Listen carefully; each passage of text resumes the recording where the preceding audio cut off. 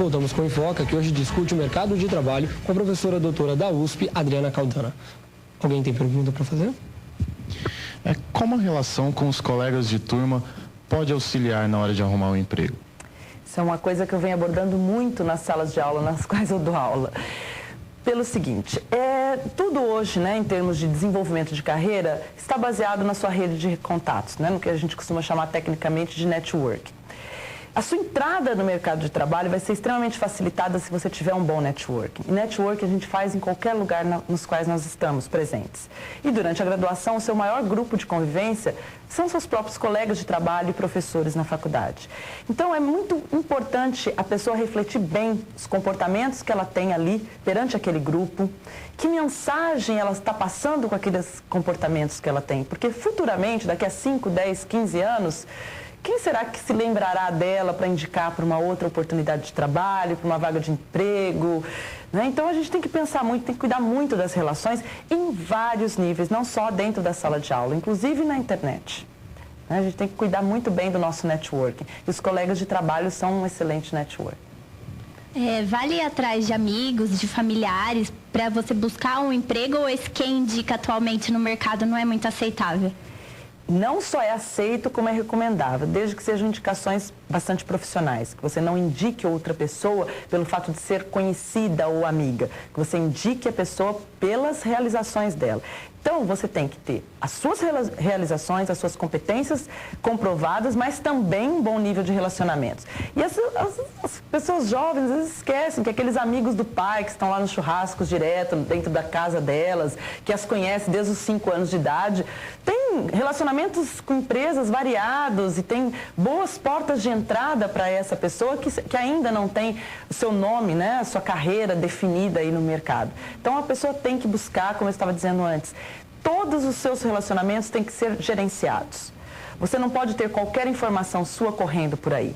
Seja no meio dos seus familiares, seja no meio dos seus colegas de turma, seja no meio dos seus amigos de comunidades de internet. Você tem que gerenciar a imagem que você passa para os outros sempre. E nessa questão da imagem, as comunidades, tipo relacionamento de Orkut, MSN, como a pessoa deve lidar com isso? Tipo, qual comunidade ela deve evitar para não pegar mal no mercado de trabalho? Existem umas que são, obviamente, vão pegar mal, né? Eu odeio segunda-feira, eu não gosto de acordar cedo, essas coisas, né? Mas, enfim, além dessas tantas, o Orkut ele é um ótimo mecanismo de contato, de amizade, mas ele pode ser muito negativo na hora de que uma empresa colocar seu nome lá e ver o que você anda fazendo, o que andam falando de você, o que você anda falando dos outros. Né? Então, hoje essa fofoca eletrônica pode ser muito prejudicial para as carreiras. Então, as pessoas têm que ter muito cuidado. E se ela não consegue gerenciar bem isso, eu falo, saia. Saia do Orkut. Se você não consegue gerenciar isso, saia.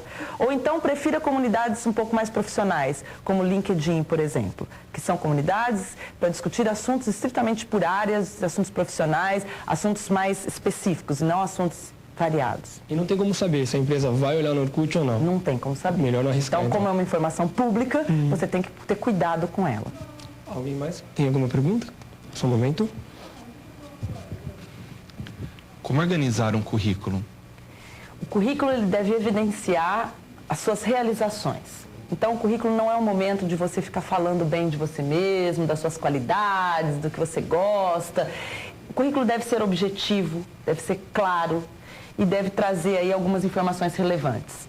Os dados pessoais, né? Obviamente, objetivo profissional, a formação acadêmica, experiência ou vivências profissionais, trajetória profissional e cursos extra, idiomas, conhecimentos que a pessoa tenha, né, e atividades que ela tenha realizado. Sejam estágios sociais, estágios voluntários, estágios profissionais. Se ela já tem alguma experiência já formalizada, né, no mercado formal, tem que colocar isso, tem que ter muita ordem nessas informações, é sempre da mais recente para as mais anteriores. A gente não coloca mais do que 3 ou 4, o currículo tem aí em torno de 1 página para os recém-formados, no máximo 2 páginas para pessoas com bastante experiência. Então, assim, tem que ter um equilíbrio. Essas informações têm que estar bem organizadas, têm que estar fáceis de serem visualizadas, esteticamente organizadas.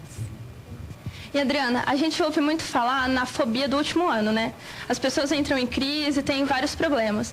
E como a família pode ajudar? Qual é o papel dela no apoio para essas pessoas? São momentos de transição, assim como a família também já deve ter dado apoio lá no momento da escolha do vestibular, que também é um momento crítico, né, do desenvolvimento da pessoa, né, que profissão que eu vou escolher, agora que escolhi, que me formei, aonde eu vou começar a trabalhar. Acho que a família tem que ser bastante compreensiva com essa ansiedade, com esse momento, e tem que buscar dar apoio mesmo, fazendo aquilo que nós estávamos conversando agora há pouco. Ajudando, né, com colegas, amigos que têm contatos no mercado de trabalho, que possam servir de elo, né, para essa entrada, facilitar ao máximo e perceber que é um momento de angústia, é um momento, às vezes, de sofrimento, não é um momento tranquilo. Para a pessoa, às vezes, é um momento também de se desligar de coisas familiares, de pessoas que ela curtiu durante 4 anos, 5 anos, e ela está se despedindo dessas pessoas, desse convívio. Então, a família é importante para ser esse porto seguro, esse movimento de acalmar a pessoa é fundamental. Quem fala agora? Só um momento. E depois de conseguir o emprego, quais as dicas de comportamento para se manter nele? Bem, sempre dê o seu melhor a cada momento, a cada situação. Não adianta a pessoa pensar, porque eu estou numa vaga simples, porque eu estou numa vaga, né, não tão relevante assim, porque eu ganho pouco, eu não vou fazer isso, não me peça aquilo, né? Você está no momento de se vender, de comprovar a sua competência.